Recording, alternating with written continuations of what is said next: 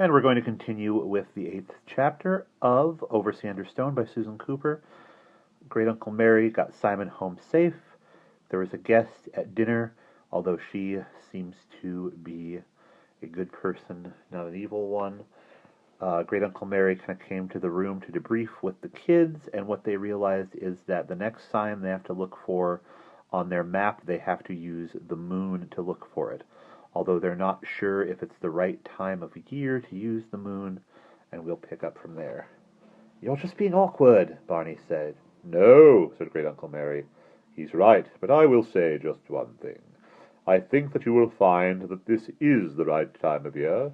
Call it luck, call it anything you like, but since you were able to follow the first clue, I think you'll find you'll be able to follow the rest as well. And yes, Jane, tomorrow night would do very well for looking at the moon and the standing stones, especially well for a reason you don't know yet. Just after you came up, Miss Hatherton was asking your parents to go and see her studio in Penzance tomorrow, and stay the night." "Oh, will they go?" "Wait and see. Go to bed, and try not to put all your faith in the moon. There may be greater problems still waiting for you than you think." Mother stood with her hand on the door to Miss Hatherton's small beetle-like car. "Now you're sure you'll be all right?" she said doubtfully. "Oh, Mother, of course we shall," Jane said. "What could possibly happen to us?" "Well, I don't know. I'm not altogether happy about leaving you. What with that burglary?" "That was ages ago now." "So long as you don't set the place on fire," Father said cheerfully. Miss Hatherton had promised to take him shark fishing the next day, and he was as excited as a schoolboy. "Don't let them go to bed too late, Uncle Mary," Mother said, getting into the car. "Now don't worry, Ellen," Great Uncle Mary said paternally from the doorstep, looking like an Old Testament patriarch with the children clustering round him. "I shan't have a chance to lead them astray with Mrs. Polk's living in. We shall all probably die of overeating instead." "Are you sure you won't all come too?" Mrs. Hatherton leant across the steering wheel, blinking in the morning sun. The car lurched slightly as Father squeezed himself into the back. Simon handed in his fishing rods after him. "No, honestly, thank you," he said. "It's no good. You can't tear these three away from Terrific," Father said. "I've never seen anything like it. Even trying to get them as far as the next village is like prizing a limpet off a rock. I daren't think what's going to happen when the time comes to go home." Well, they know their own minds. And can I tempt you away, Professor Lyon?" "Oh, dear," Mother said. "I'm sorry you're stuck with them, Mary." She made a face at the children. "Nonsense," said Great Uncle Mary. "This is my element. Disgusting place, Penzance, anyway." He scowled horribly at Miss Hatherton, who grinned amiably back. "Trippers, ice cream, and little brass piskies. Commercialized, you can keep it." "Well," said Miss Hatherton with a grin, starting the engine, "off to the piskies. We'll send you a stick of rock, Professor. Goodbye, children." The car moved off, a ragged chorus of farewell following it. "Goodbye!" Mrs. Polk shrilled, appearing suddenly behind them on the doorstep, waving a tea-cloth. The little car chugged up the hill and out of sight. "Well now, isn't that nice, the two of them going off together?" Mrs. Polk said sentimentally. "Quite like old times, I'll be bound, before their troubles began." She wagged her tea-cloth at the children. "Do you mean us?" Barney demanded indignantly. "That I do. Proper headache you be. Still, you'll do, I dare say." She vanished, beaming back to the kitchen. "Jolly useful, that Miss Hatherton," Simon said with satisfaction. "Of course, I hope they have a lovely time and all that, but it does leave the coast clear, doesn't it?" "That moonlight shadow," Jane said thoughtfully. "You know, I've been thinking—" "No thinking today," Great Uncle Mary said firmly. "We can't do anything until tonight. I haven't been in the sea since I came down here this year. I think you should all take me down for a bathe." "A bathe?" Barney's voice rose in amazement. "That's right." Great Uncle Mary glared down at him through bristling white eyebrows. "Do you think I'm too old to swim? Is that it?" No, not at all, Gummery," Barney said, confused. "I just never thought of you in the water, that's all." But what about the map? Jane wailed. We've just got going, Simon said reproachfully. Well, and we shan't stop. We'll spend a nice quiet day on the beach in the sunshine. Great Uncle Mary grinned at them, and who knows, perhaps there'll be a moon tonight. And there, through the windowless grey house, the moon hung. In the late August evening, when they came back from their day and washing before Mrs. Polk called them down to supper, the sun had flamed down on the beach all day, and they were all tanned. Barney's fair skin was burning an angry red. But now the moon dominated the sky, a sky deepening after sunset to a strange grey-black, with all but the brightest stars dimmed by the milky, luminous sheen that flowed over sky and sea without seeming to come from the moon at all. Simon said low and excited, "It's a perfect night." Jane said. She had been outside to look at the sky, and to study nervously the black outline of Kamar Head rising dark and impenetrable behind the house. Like Simon, she was excited, but the old uneasiness was back as well. It would be better, she told herself severely, not to think about the dark, or at least to think of it as the same dark which the long-ago Cornishmen worked out the clues that they were following now. But perhaps in this darkness too, there still lurked the evil which had been creeping up on him then, from the unfriendly east, threatening the Grail as he sought urgently for a hiding place.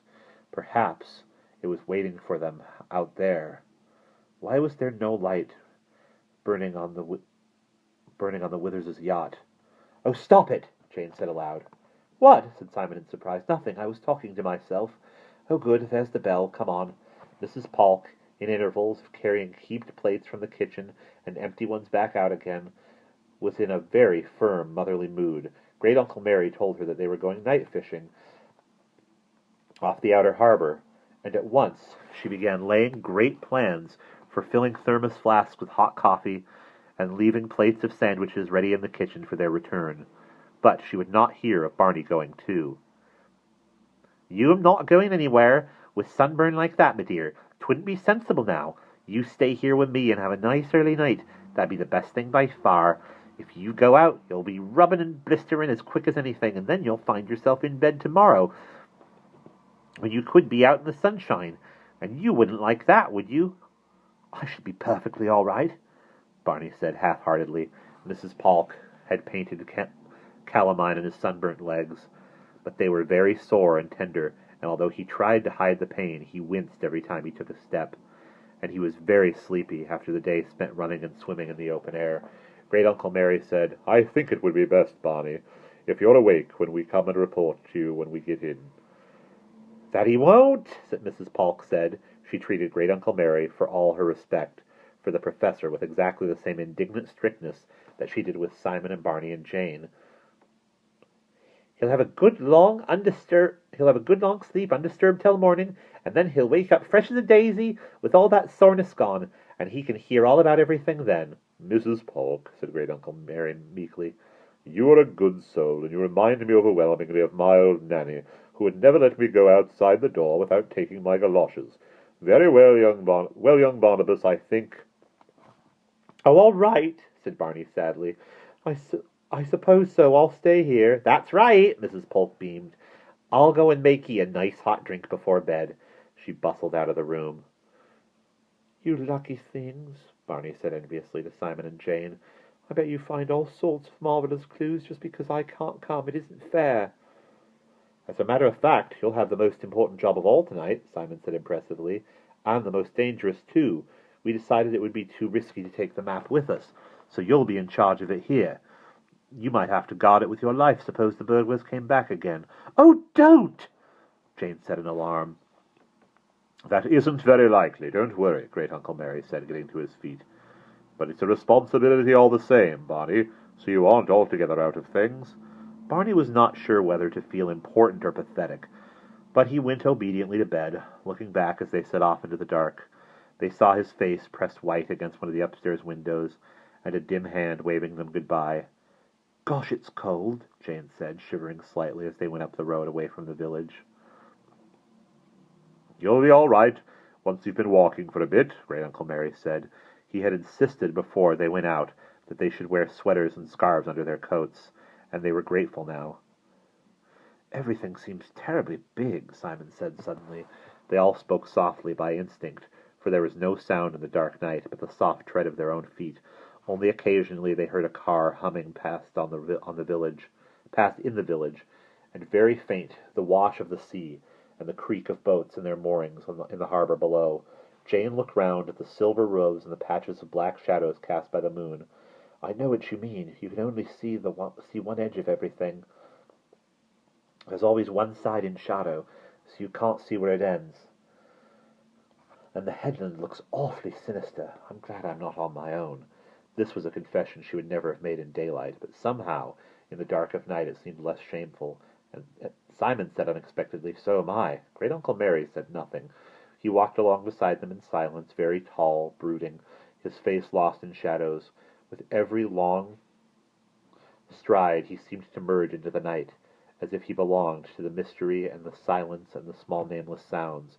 Round one corner of the road, away from the harbour, they turned off and climbed over a fence onto the headland. The road curved round inland again, and above them stretched the dark, grassy sweep of the slope, up toward the standing stones. In a little while they found the footpath, and began the long to-and-fro climb to the top. "Listen!" Jane said suddenly, stopping in mid-stride. There was no sound as they stood there, but only the sigh of the sea. "You're hearing things," Simon said nervously. "No, I'm sure." Above their heads, at the top of the headland, still out of sight, there came drifting down a faint ghostly call. "Ooh!"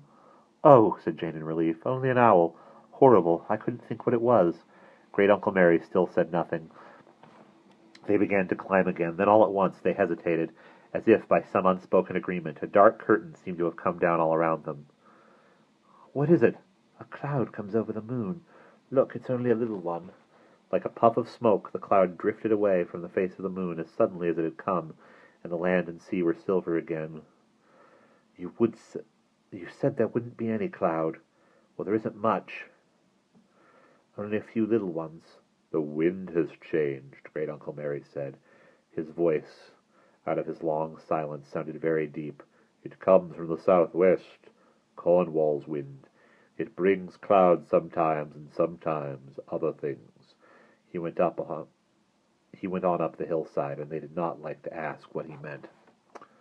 As they climbed after him, more clouds came up, ragged and silver-edged in the moonlight, scudding swiftly across the sky, as if another wind were up them, stronger and more purposeful than the gentle breeze blowing down into their faces over the slope. And then, looming over the dark brow of the headland, they saw the outline of the standing stones.